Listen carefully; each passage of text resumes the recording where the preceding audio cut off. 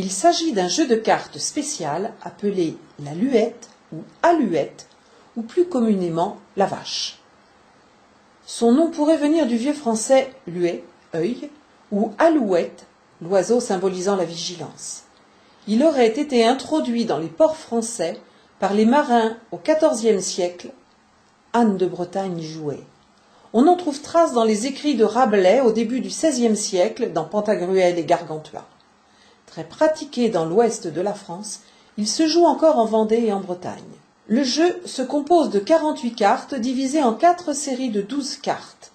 Les bâtons ou massues figurent les paysans dont le bâton est l'arme.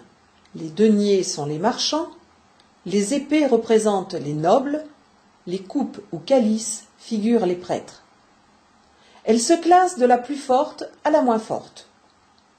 Les 8 cartes les plus importantes s'appellent les luettes. Nous avons monsieur, suivi de madame, puis le borgne et la vache.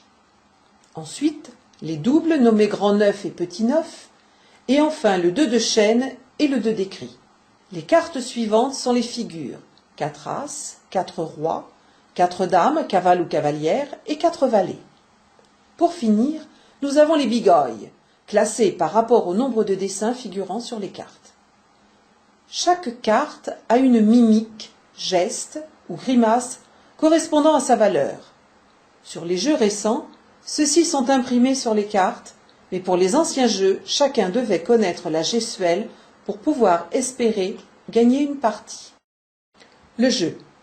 Les joueurs se répartissent en camps de 2. Il faut savoir tricher, car c'est un jeu de tricheurs et de menteurs. Chacun a une totale liberté de parole pendant les parties. L'idéal est de mettre un meneur, un joueur connaissant bien les règles, et un mené par équipe.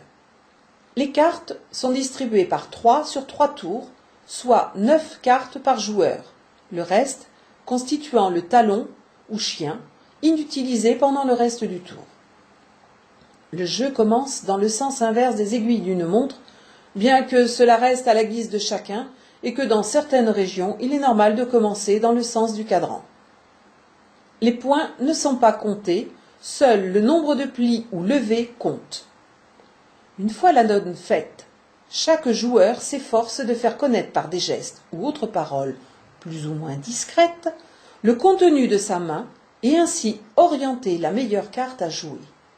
Pour exemple, monsieur, levez les sourcils vers le ciel. Madame, tordre le coin des lèvres d'un côté. Le borgne, cligner d'un œil. La vache, faire la moue, comme pour faire meuh. Il est difficile d'expliquer chaque geste, mais toutes ces grimaces donnent des indications aux partenaires sur le nombre de plis qu'un joueur peut faire, sachant que ceux d'une équipe ne sont pas cumulables dans une même partie. Le jeu de l'alouette est un jeu de cartes demandant de la stratégie et qui a comme particularité d'avoir des annonces verbales en cours de partie, ce qui fait qu'il est particulièrement pittoresque, même pour un spectateur.